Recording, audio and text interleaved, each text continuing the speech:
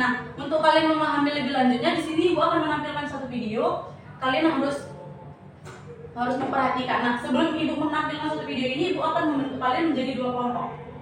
Untuk Sarnika, Esra, Tien, Grace sama Elsa itu kelompok 1. Untuk Delima, Najwa, Asti, si Astri, Jua sama Najwa itu kelompok 2 ya.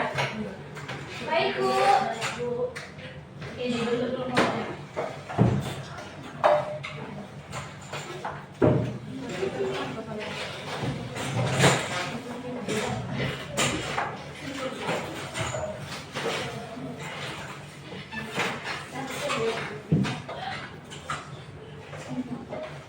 Oke, sudah dibentuk kelompoknya? Sudah, Bu. Oke, di sini Ibu akan menampilkan videonya. Kalian harus memperhatikan dan kalian coba diskusikan ya. Baik, Bu. Baik, Bu. Nah, di sini ada videonya. Kalian harus diskusikan bersama kelompok kalian ya. Baik, Bu. Nah, pasti rasanya beda. Jeruk nipis ini memiliki rasa yang asam, sedangkan obat yang kemudian bisa demam itu memiliki rasa yang pahit. Kenapa rasa keduanya bisa berbeda? Apa penyebabnya? Sifat apa yang terdapat di dalam jeruk nipis dan obat yang kamu minum sehingga rasanya beda? Mari kita bahas.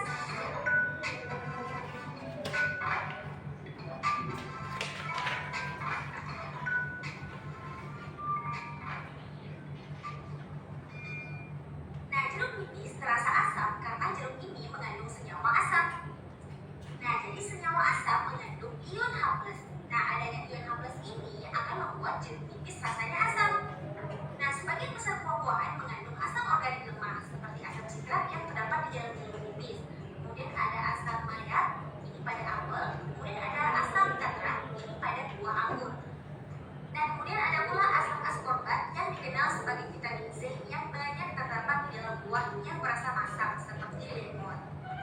Nah, kemudian obat pil yang kamu minum di saat kamu sakit. Nah, kenapa obat itu terasa pahit? Itu karena dia mengandung senyawa basa. Nah, senyawa basa mengandung ion OH. Nah, adanya ion OH inilah yang menyebabkan bahwa pil ini rasanya pahit. Nah, jadi rasa masam dan rasa pahit ini merupakan salah satu sifat atau ciri dari asam basa. Nah, untuk lebih lanjutnya, mari kita membahas tentang sifat asam dan basa. Nah, seperti yang sudah dijelaskan tadi, dari segi rasa, asam ini memiliki rasa yang asam, sedangkan basa memiliki rasa yang pahit. Nah, lalu dari segi pH, asam memiliki pH di bawah 7, sedangkan basa memiliki pH di atas 7. Nah, jadi jika larutan memiliki pH 7, artinya larutan tersebut bersifat netral karena tidak di bawah dan tidak juga di atas. Nah, kemudian ciri-ciri lainnya dapat dilihat dari indikator asam basa yang biasa digunakan, yaitu lakmus. Nah, jadi jika suatu larutan bersifat asam, maka ia akan memerahkan lakmus biru. Nah, sementara itu, jika larutannya bersifat basa, maka ia akan membirukan lakmus merah. Jadi jangan terbaliknya, guys. Oke, selanjutnya cara membedakan asam dan basa. Jadi senyawa asam dapat dengan mudah ditemukan pada buah-buahan seperti jeruk dan lemon. Nah, selain itu bisa juga ditemukan di berbagai bahan makanan seperti cuka. Nah, bahkan senyawa asam ini juga dapat digunakan bahan pengawetan makanan, misalnya asam benzoat, di mana asam benzoat ini dapat dimanfaatkan sebagai pengawet jus, buah, dan selai. Sedangkan untuk senyawa basa umumnya dapat ditemukan pada benda yang rasanya pahit seperti yang tadi obat atau bisa juga sabun. Nah, sudah paham membedakan asam dan basa? Nah, apakah kita membedakan asam dan basa melalui rasanya masam dan pahit saja?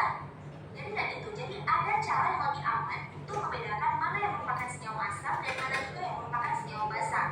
Salah satunya tadi adalah dengan menggunakan indikator lakmus atau pH meter. Nah, selain itu, kamu juga bisa menggunakan bahan-bahan alami yang berwarna cerah sebagai indikator untuk mengidentifikasi asam dan basa.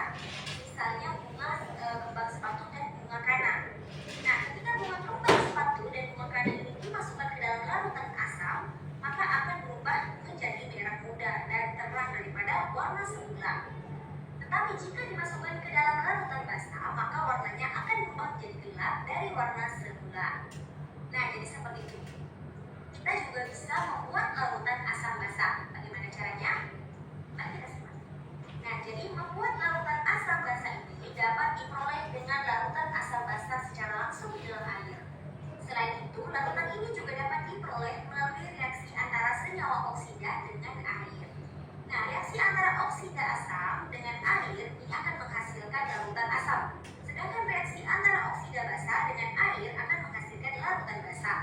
Nah, larutan basa ini juga dapat dihasilkan dari reaksi antara logam reaktif dengan air. Oksida sendiri. Oke, setelah kalian menonton video ini, apakah kalian sudah lebih memahami apa sih itu asam basa, kemudian indikator apa saja yang digunakan, dan apa saja perubahan warnanya? Apa kalian sudah paham? Sudah, Bu. Oke, selanjutnya Ibu akan membagikan kalian LKPD untuk kalian diskusikan bersama kelompok kalian. Kasih, Bu. Nah, nanti di situ kalian bisa baca petunjuk dari penggunaan LKPD-nya. Selanjutnya, kalian bisa mengisi bagian rumusan masalah dan pertanyaan pemantiknya. Ibu kasih waktu berapa? 5 menit cukup? Cukup, Bu. Oke.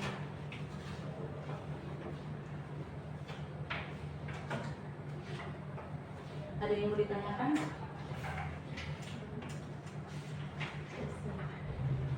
Sampai sekarang mau nanya apa?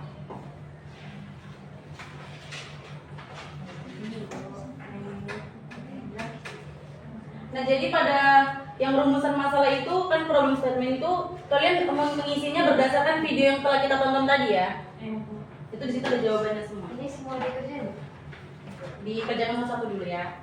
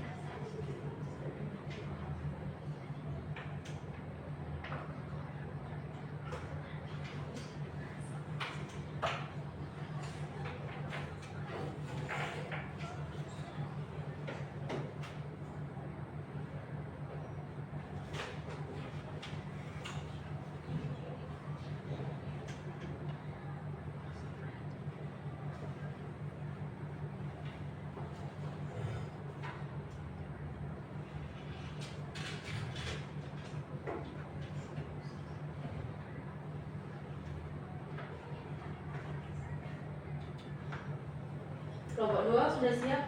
Belum. Kelompok 1? Belum.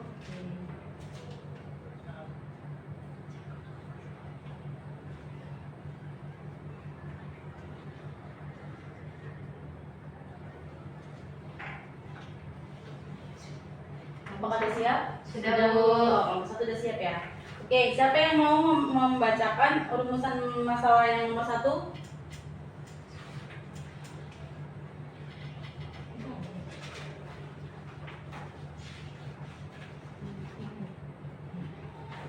Siapa yang bisa membacakan? Menjawab.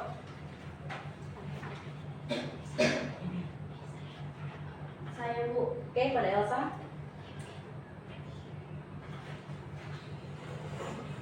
Jadi dari kelompok kami, apa yang dimaksud dengan asam basa itu adalah asam merupakan zat yang menghasilkan ion H positif dalam air, sedangkan basa itu merupakan zat yang menghasilkan ion OH min dalam air.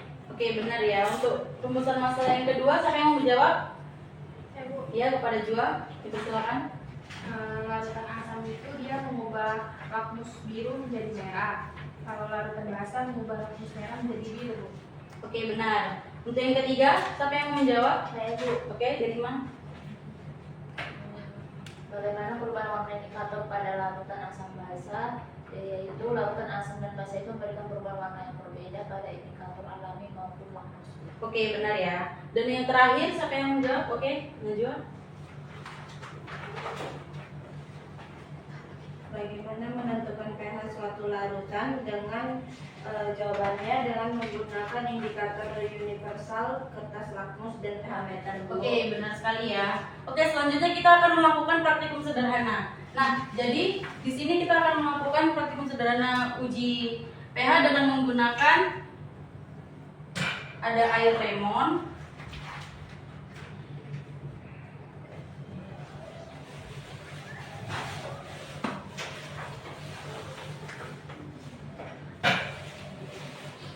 menggunakan air lemon, kemudian air mineral, dan ada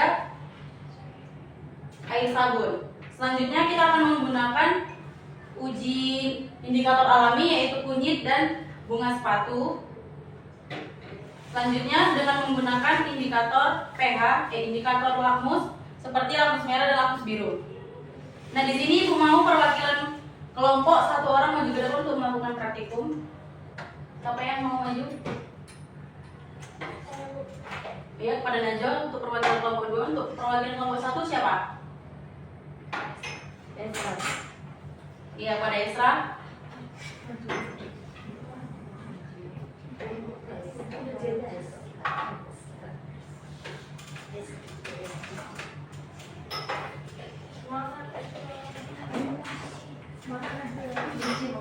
Silakan itu kelompok kita. Jangan takut kok. Gampang, nggak berat ini.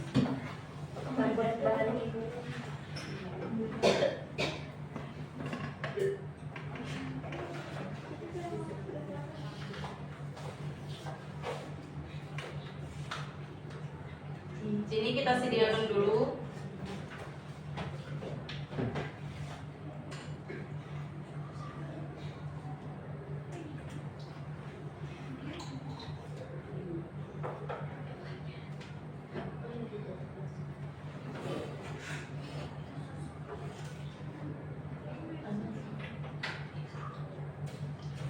Oke, pertama kita akan menguji dengan menggunakan indikator lakmus yaitu lakmus merah dan lakmus biru. Nah, tadi kan kalau berdasarkan penjelasan dari video, kalau dia memiliki mengandung larutan asam, dia bagaimana perubahannya? Lakmus merah, darah merah, dan kalau biru jadi merah. Oke, kalau basah? Lakmus merah jadi biru, lakmus biru jadi biru. Oke, benar ya. Siapa yang mau nyoba lakmus merah? Oke, nah pada Najwa. Yang pertama, lakmus merah kita masukkan ke dalam larutan lemon. Esra biru. Iya. Boleh langsung dimasukkan. Nah, untuk teman-teman yang lain itu bisa memperhatikan dan langsung mengisi LKPD berdasarkan hasil dari praktikumnya ya. Iya, Bu. Nah, tunjukkan kepada temannya. Nah, di situ kan kita menggunakan air lemon. Di situ kan tadi Najwa menggunakan lakmus merah. Pada lakmus merah dia tidak terjadi perubahan warna, berarti lemon mengandung sifat asam. Sedangkan si Esra tadi kan dia memegang biru. Dia berubah menjadi merah, berarti asam. Oke, benar ya. Selanjutnya pada air mineral kita masukkan lagi.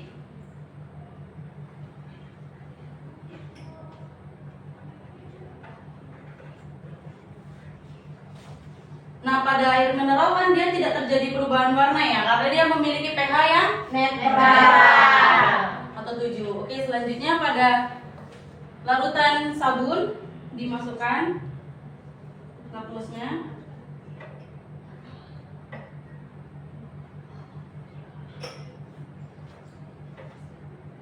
Nah, dapat dilihat tadi kan Najwa dia memegang lakmus berwarna merah. Di situ kan dia berubah menjadi biru, berarti air sabun bersifat basah.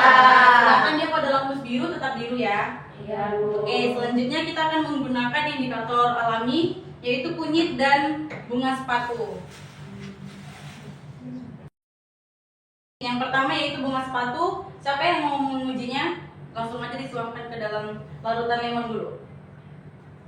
Nah, tadi kan di teori video kan kalau misalnya dia bersifat asam, dia akan berubah warnanya menjadi lebih cerah atau pink. Kalau dia bersifat basah, dia akan berubah menjadi hijau kebiruan. Oke, langsung saja Esra.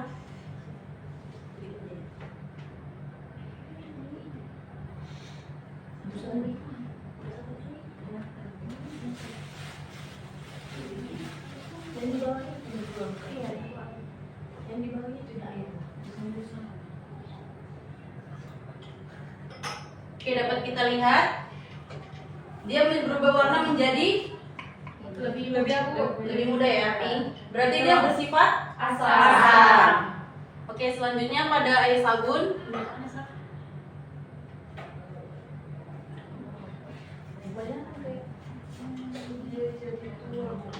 Nah, tadi kan pada air sabun kan dia kalau dia bersifat basah dia berwarna hijau kebiruan, berarti dia bersifat basah.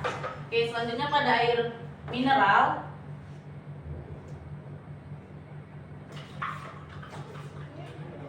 Pada air mineral dia tidak terjadi perubahan warna ya, atau dia tetap berwarna semulanya. Oke, selanjutnya kita akan menggunakan indikator yang kedua, yaitu indikator kunyit. Pada Najwa, langsung aja masukkan ke larutan lemonnya.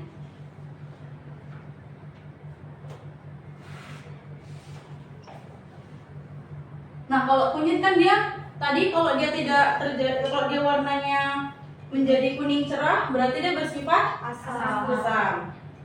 Kalau dia bersifat basah, dia warnanya ada yang tahu? Merah kecoklatan. Oke, benar.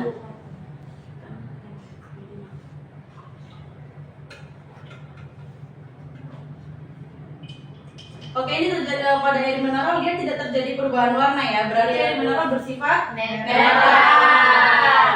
Oke, selanjutnya pada air sabun. Nah, tadi kan kalau air sabun, kalau dia bersifat basah, kalau dia menggunakan air kunyit, siapa yang tahu? Dia perubahan warnanya menjadi apa? Kuning ke kecoklatan. Nah, jadi benar ya. Jadi sabun ini dia bersifat basah. Oke, selesai sudah praktikum sederhana kita. Selanjutnya, udah diisi LKPD-nya? Sudah, Bu. Tapi sudah bisa duduk, Bu. Sudah boleh. Makasih ya Isra, Najwa. Baik, Bu. Oke, selanjutnya karena kalian sudah mengisi LKPD-nya, siapa yang ingin mempresentasikan ke depan untuk hasil dari praktikum kita hari ini? Siapa? Perwakilan satu orang saja. Oke, kepada Jen. Ya.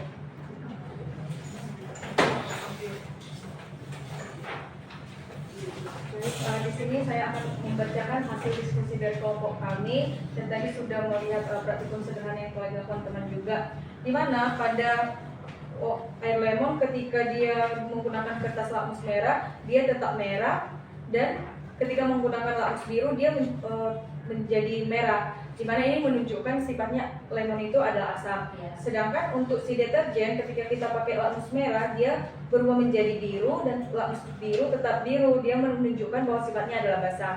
Nah, ketika kita tadi ke air mineral, lakmus merah dan lakmus merahnya tetap berwarna merah dan lakmus birunya tetap berwarna biru, di mana hal ini menunjukkan bahwa air mineral itu bersifat netral.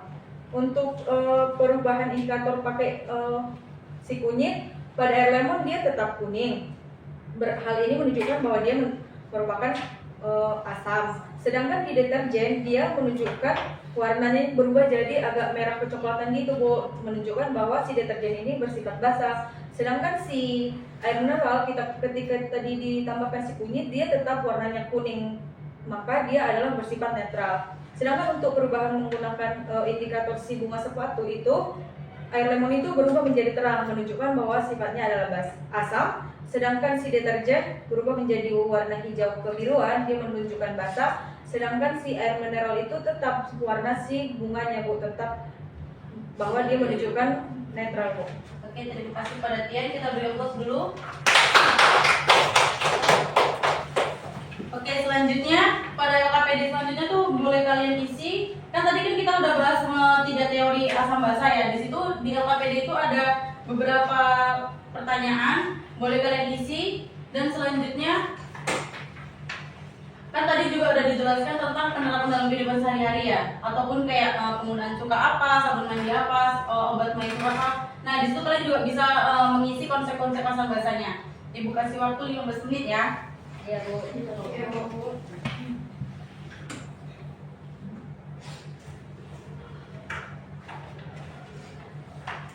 Kalau ada yang tidak paham boleh ditanyakan.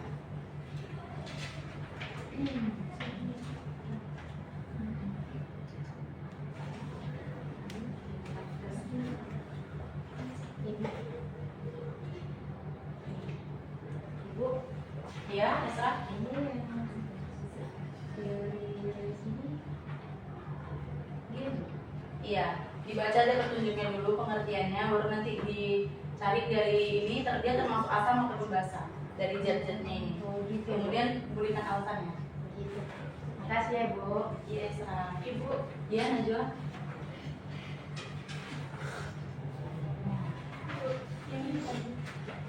Iya. Ya itu kan dia penerapan dalam kehidupan sehari-hari. Itu kalian buat konsep asam basa itu seperti apa gitu.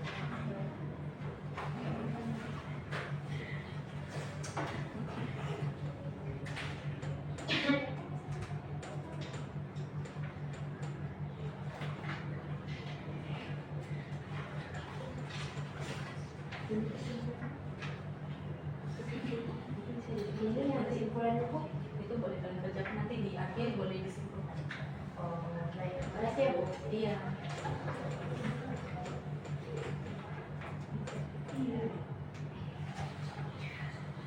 Ibu, sisirin. Jangan dipukulin tiennya ya. Nggak boleh kayak gitu. Jangan berantem ya. Jadi kalian nggak dapat cinta. Sisirin ya Bu. Udah siap nomor 2? Sudah Bu. Oke, silakan. Kalian mau nggak mempresentasikan ini? Mau. Presentasikan yang mana? Yang teori atau yang penerapannya? Penerapan Bu. Oke, boleh. Siapa yang mau presentasi? Astri atau Najwa? Oke, Asri. Pada Asri, dipersilakan. Berdiri aja. Nah, di sini saya akan mempresentasikan hasil dari diskusi kami di mana pada penerapan dalam kehidupan sehari-hari, contohnya pada peristiwa yang pertama yaitu penggunaan cuka pada makanan. Nah, untuk konsep asam sendiri itu cuka itu bersifat asam. Nah, untuk penggunaan sabun mandi itu bersifat basah. Nah, untuk obat mah yang mengandung antasida itu bersifat basah dan bisa juga bersifat basah di mana kandungan dari si obat mahnya itu bisa menetralkan asam lambung. Nah, untuk air kendaraan itu mengandung asam sulfat. Oke, terima kasih pada Astri. Kita beri plus dulu. Oke, pada teori asam basa siapa yang menjawab? Oke, Sarnika. Pada Sarnika dipersilakan. Baik, di sini saya akan mempresentasikan hasil dari diskusi kami, di mana hasil itu termasuk asam. Alasannya itu karena menghasilkan ion H+. Kalau NaOH itu basa karena menghasilkan ion OH-, dan NH3 itu basa karena menerima proton atau H+. Oke, terima kasih jawabannya Sarnika. Kita beri plus dulu.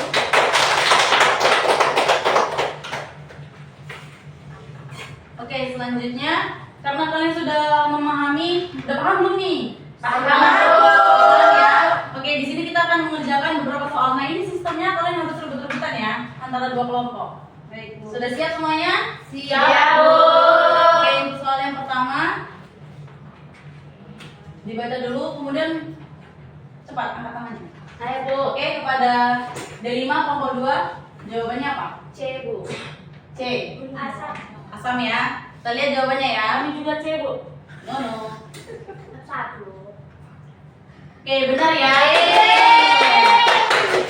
Oke, untuk soal nomor 2.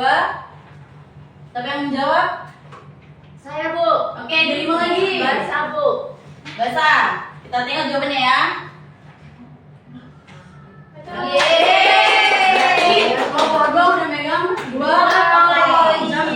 Ini yang mau kami baca tadi soalnya. Tidak.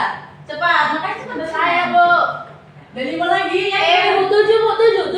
Oke, D5 ya. Bu, kasih kesempatan kami ya. Bener ya? Kosong. Selanjutnya, pertanyaan keempat. Ayo cepat. Saya Bu. Ulang. Tunggu. 1, tunggu dulu. Turun dulu. 1, tunggu dulu. 1, 2. Oke, dari 5. C Bu. C. C Bu. Jadi main duluan. C. C, kita lihat jawabannya ya. Betul. Yeay. Ini pertanyaan yang terakhir. Ayo kita kelompok 1. Semangat. Enggak semangat. Ayo cepat. Ayo. Saya. Kita kasih kesempatan orang ini ya. dan sabun. Salah. Yakin? Yakin? Yakin Bu? Salah itu. Benar. Salah. Poinnya 4-1. Satu. Karena kelompok 2 sudah memenangkan kuis ini, di sini Bu akan beri kalian cinta. Bu,